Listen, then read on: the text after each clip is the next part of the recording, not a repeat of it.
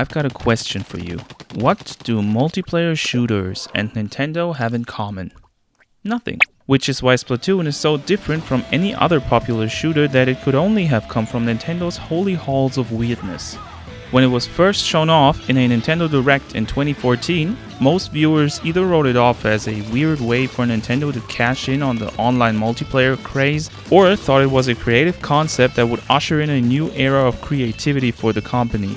Both were correct, but neither could have foreseen how big of an impact on the industry and Nintendo's future this experimental title would have.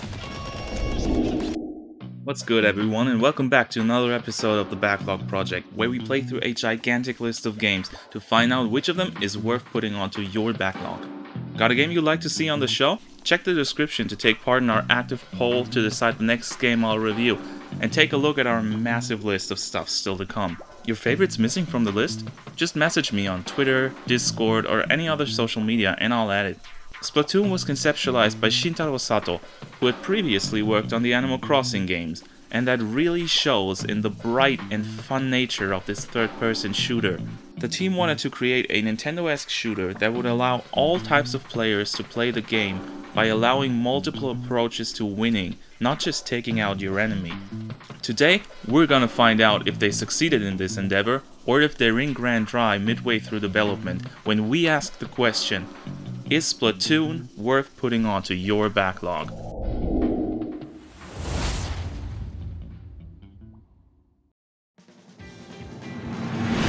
The game starts us off with character creation. Gender, skin, and eye color can be selected in a stylish and modern interface, an identity the game carries throughout the experience and that never feels out of place. We're then thrown into a very basic tutorial that teaches us the groundwork of the game: shooting, movement, aiming. This is also where I encountered my first issue: motion aiming.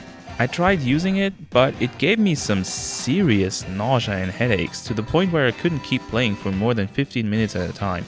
Once you get through the tutorial, you can explore the hub world and turn off motion aiming, which is compact but very enjoyable to walk around in. There are shops that you can't use yet because you need to level up first, NPCs to talk to that won't talk to you because you need to level up first, and single as well as multiplayer modes to choose from that you can't choose because you need to level up first. Just kidding. Alright, there actually is something that happens before you access the city. Stage news. This is a small segment that always happens when you boot up the game, where Inkopolis' resident idols Callie and Mary, get the pun? Calamari? Because they're squids, present the currently available stages for multiplayer that seem to rotate on a schedule, and you have to listen to this every single time you boot up the game, even if you don't want to play multiplayer. And it's not skippable, so that's great. This might not be a big issue on a system like the Switch, but the Wii U didn't have a sleep mode, so every time you stop to play and boot it back up, you sit through this again, and again, and again. If there are any hardcore Splatoon 1 players watching this, you have my utmost respect for keeping your sanity. Or maybe you haven't.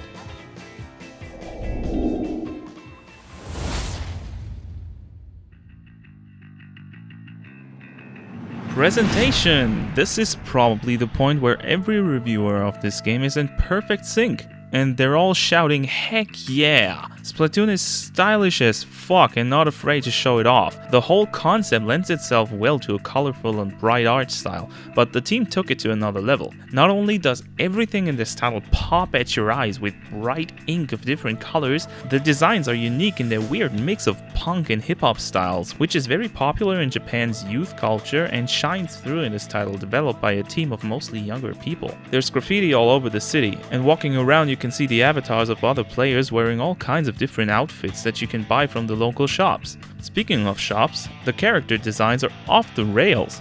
There's Annie the Anemone with her big ass headphones, big black boots, and a jacket with a skull on it, or Jalonzo, a jellyfish wearing a branded cappy and scarf, amongst many other weird fish and sea life characters that have been humanized enough to feel right at home in the streetwear layered streets of Inkopolis.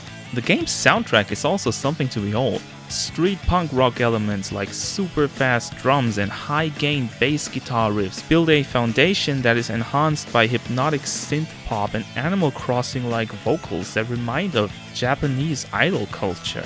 The songs always keep you upbeat and ready to go win the next turf war, while also being varied enough to not get stale even after lots of matches. One thing that really surprised me was the game's lore. And I specifically say lore, not story, because the story itself is comically bad and doesn't add anything to the game other than a reason to offer some sort of single player experience. The lore, on the other hand, is superb, at least what is there. It's not a lot, but you can get glimpses of what happened prior to the time the game takes place in.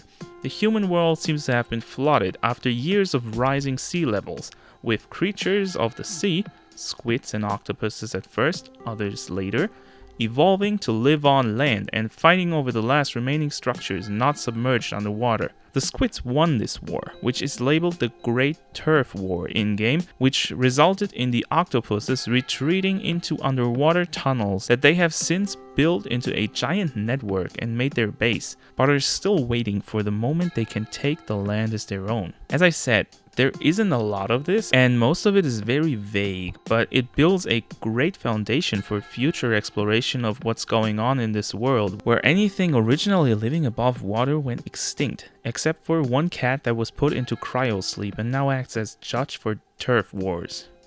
Apparently, the second game goes way deeper into the story and its expansions, so as a story guy, I'm really looking forward to diving into that when I get around to Splatoon 2.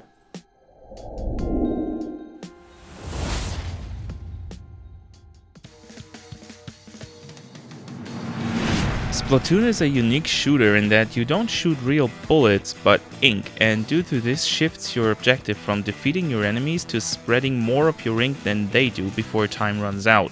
You can kill enemy players, forcing them to respawn back at their base and losing precious time, but you could theoretically play a match without any player ever shooting another. The ink focus also gives you a lot of possibilities that you don't have in a traditional shooter. Your inkling can either be in humanoid form, where they can shoot but are really slow, or dive in your own ink to move very fast or even hide in it. This constantly results in great moment-to-moment decisions and on-the-spot strategizing, and gives the game a great flow because all of your actions have a direct impact on the combat situation and there is no time wasted just running around like there is in most other shooters. It also utilizes the Wii U gamepad really well by displaying a real-time map on it, so you can always see where there is a lot of enemy ink that you can go and cover or where fights are going on.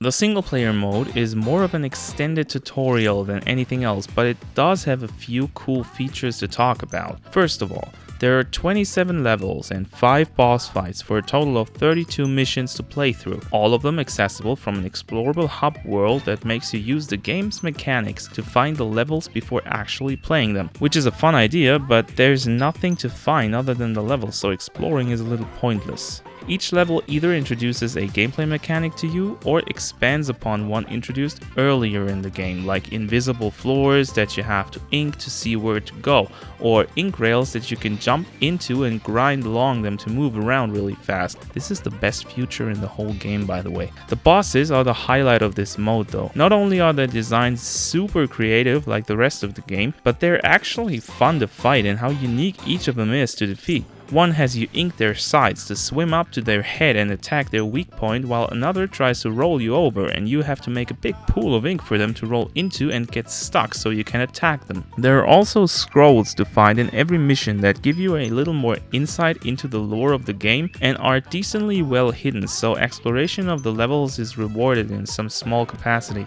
All in all, the single player experience, while short and way too easy, is a fun way to introduce you to all the core mechanics of the game, while also creatively using these mechanics to build an engaging campaign mode that I can wholly recommend playing through before throwing yourself into the core of Splatoon, the multiplayer.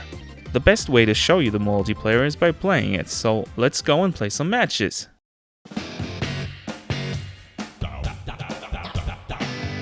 Come on, match me with someone. There's gotta be a few people still playing this.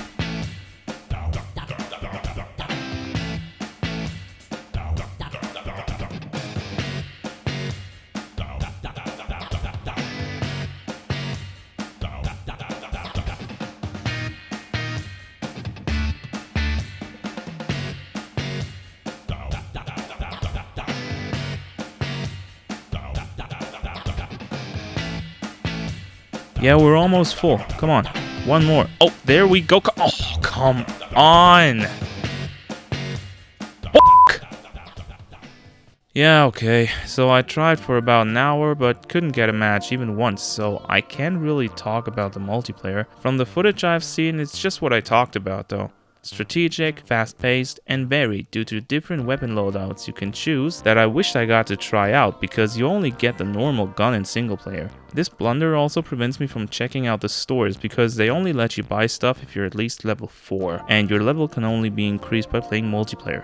I did get some gear from finishing the story though, and apart from giving your character a different look, it also increased some of your combat abilities, like giving you faster ink recharge or making you swim faster, so there's a lot of possibilities to build your character to suit your specific playstyle.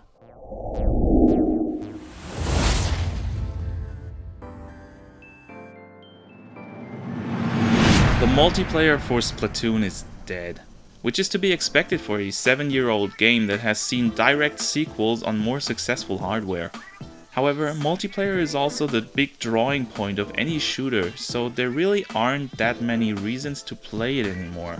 Should you backlog this or even get a Wii U to check it out? Please don't. The only people I can actually recommend playing this game is those that already own a Wii U and the game but haven't gotten around to it yet. The single player is worth checking out, but you're not missing out on much by just reading up on what little lore there is and moving on to the next game. Have you played the first Splatoon while it was still fresh? Did you get to spend some time in multiplayer matches, and how was your experience? Let me know in the comments down below. Go and do some YouTube things. Like, dislike, subscribe if you haven't already. I'm also live every Monday and Friday, so feel free to drop by and say hi.